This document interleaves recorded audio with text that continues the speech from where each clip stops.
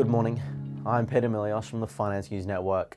US stocks fell for a second session on Tuesday as steep declines in major tech names such as Apple dragged the broader market further from the record highs recently reached.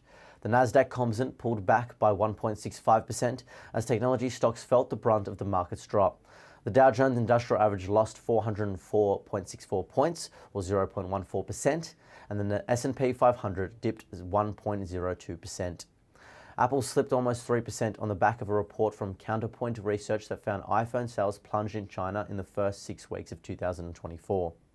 Several other mega-cap technology stocks, including Netflix and Microsoft, shed close to 3.3%, while Tesla dropped nearly 4%. Outside mega-cap tech, GitLab tumbled 21% after the software company posted a weak forecast for the full year. Intel and Salesforce were the worst performers in the Dow, with each retreating by more than 5%. Beyond technology, Target jumped more than 12% after holiday quarter earnings came in stronger than Wall Street forecasted. AeroVironment rallied almost 28% following a better than anticipated quarterly report and outlook from the defense company. Tuesday's moves come as investors digest the market's recent rally to all-time highs, which has been powered by optimism around artificial intelligence. Despite the intraday losses, the three major averages are solidly higher year to date. Turning to US sectors now, all sectors closed lower except for energy, consumer staples, and financials. Tech was unsurprisingly the worst performer following the poor results from the big tech names. Bitcoin was the latest asset to hit a record, notching an all-time high on Tuesday. However, the digital currency quickly moved into the red after breaking the high for the first time in 2 years.